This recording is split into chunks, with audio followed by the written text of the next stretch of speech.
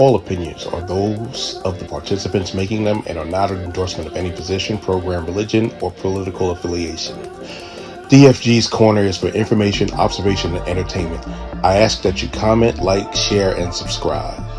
See, it's for it to be woven throughout the educational curriculum. I think sometimes when it's because it's American history, and I think I want it to be broadly. I don't mind it having a special month per se, but I think we need to really teach it more. It can't be all the same people that everybody knows. Today, I know with my kids, I did Daisy Bates, who worked with the integrated the school with the nine high school students, Central High School. A lot of the students don't hear about those people. So I think at the end of the day, I know myself, every time whenever we read something, we're reading about somebody Black. And I just feel like we need to weave it all through the history and not so much keep it, even though it isn't kept to 1 month, but I'm not so sure. I think it was a positive and it was meant for a positive because it was so lacking. But I think there's so much we don't know. So I think part of what we should try to figure out how to do is to expand it and call it American history because that's what it is. Yeah, And yes, I agree. It's just that you have a lot of wonderful people guilt about things that their ancestors did that they feel they shouldn't be paying for. But that's what those are the things that we go through, and we're trying to make sure that we are teaching ourselves. I'm gonna ask Miss Andrina, Miss Andrina, what would you like to see from Black history going forward?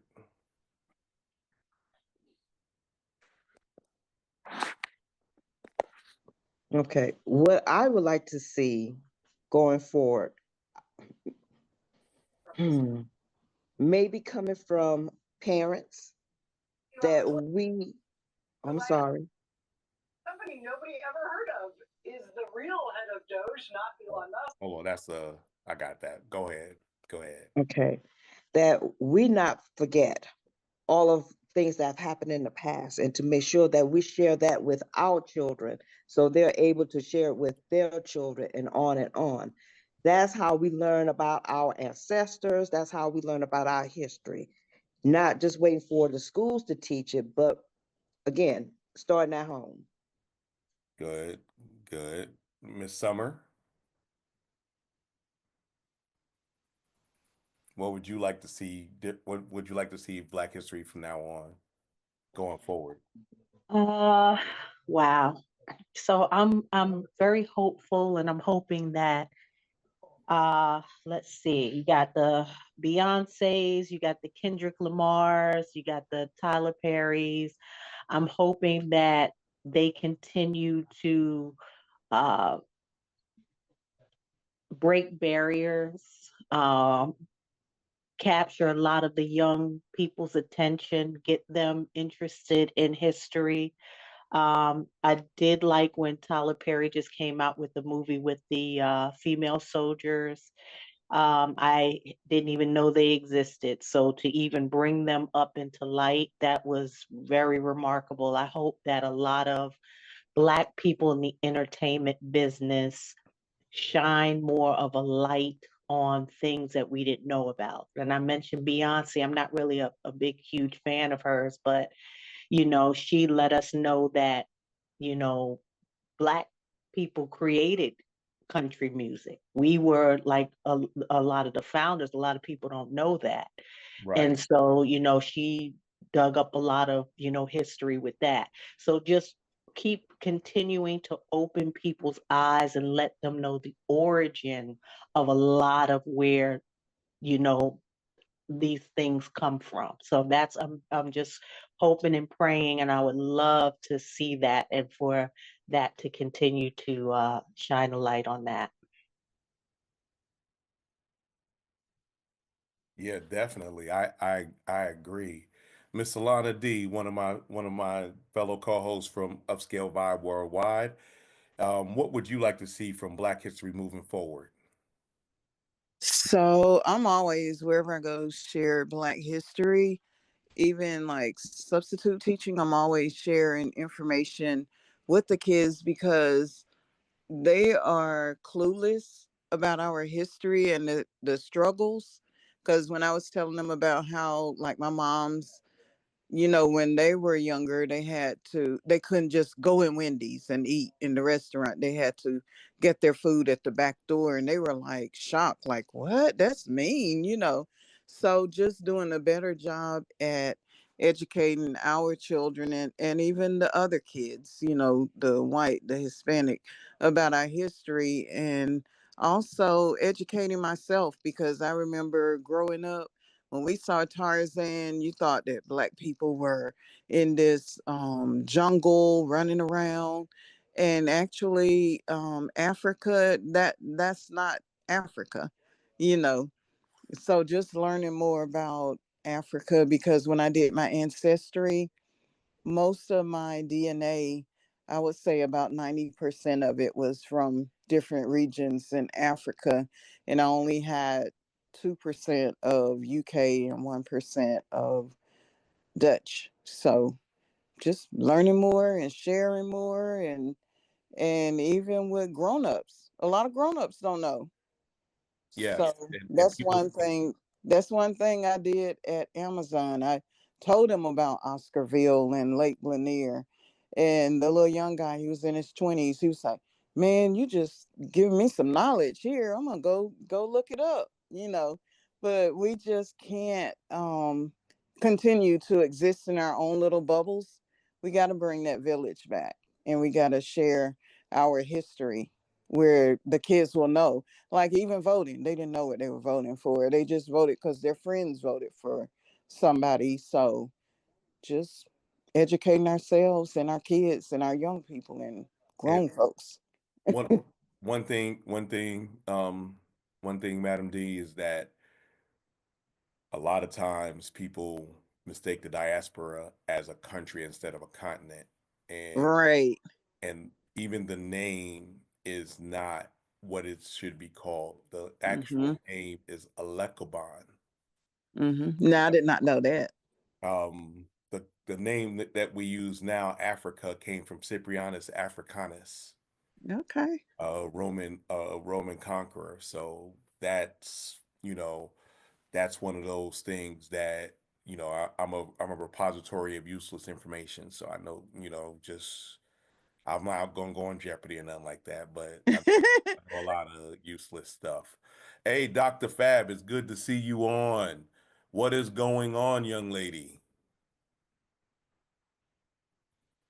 I had to unmute. Nothing much. I was asking for the actual site to get it in Zoom, but the conversation that you're having um, is a great conversation. And like she said, as being an educator, when you're talking to the kids about Black history, the only thing they know is Rosa Parks and Martin Luther King.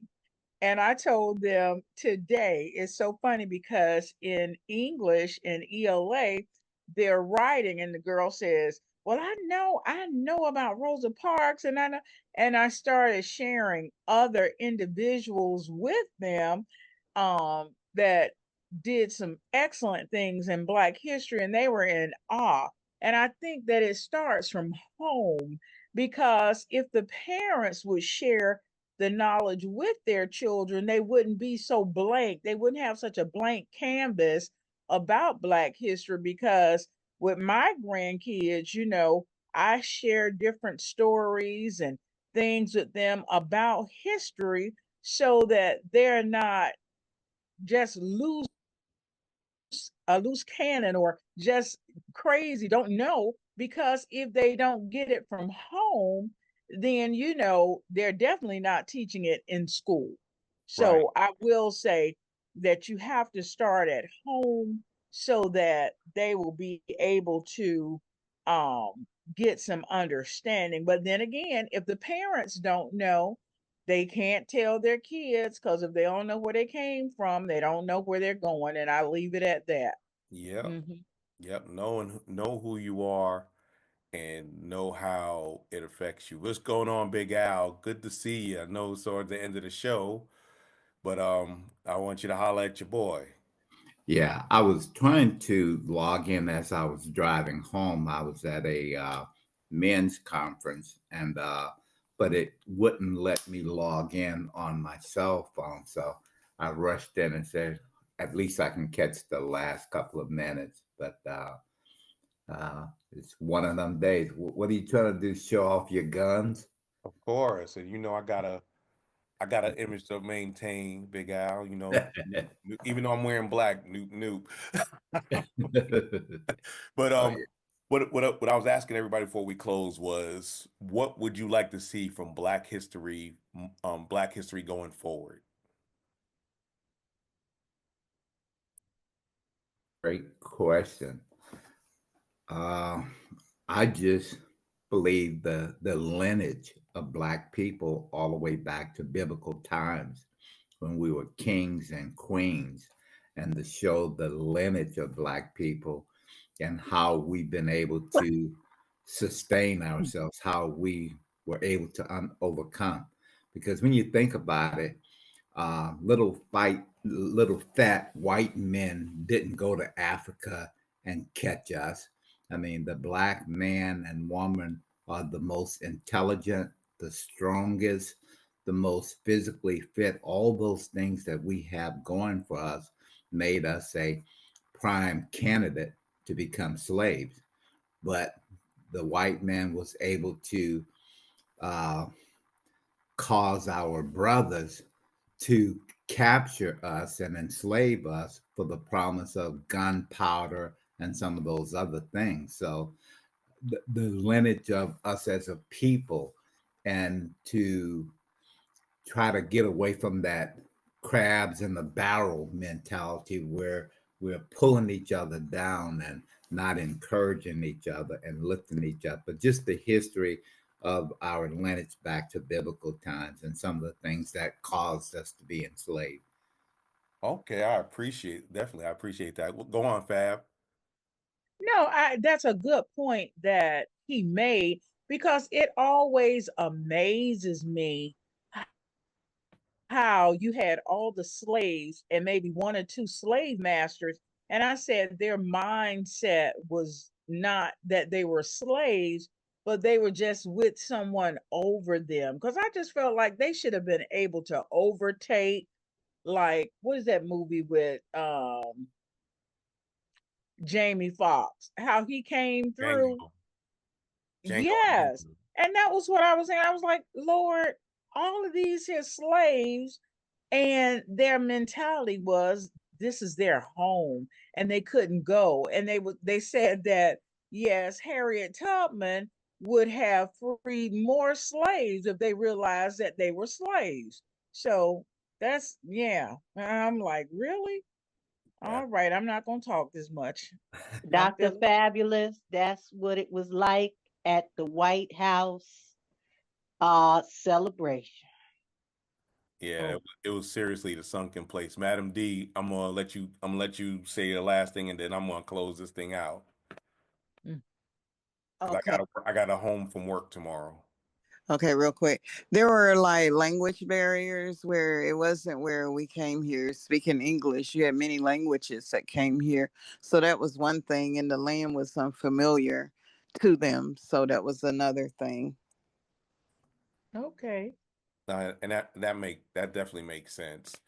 But that's you know, I want to thank everybody for this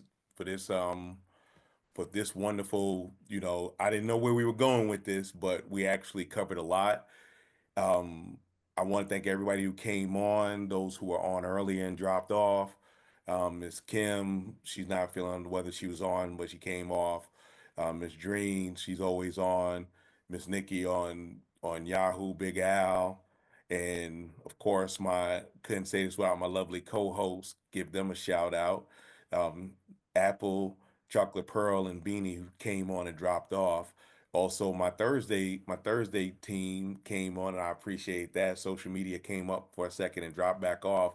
Dr. Fabulous, CEO of Upscale Vibes Worldwide, and Madam D coming and gracing our presence. And of course, I'm looking at my main man, Dab, soon to be my brother-in-law in the near future. You know, he's a DJ from Seattle, and he knows what he's doing, so he keeps it up, and hopefully he won't get ruined. I'm going to make sure that every Tuesday night you're going to get a quality product.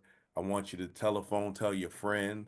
DFG is back again. I think if we keep doing this, we can build this. I'm over 20,000 subscribers on YouTube. I'm over 40,000 on TikTok.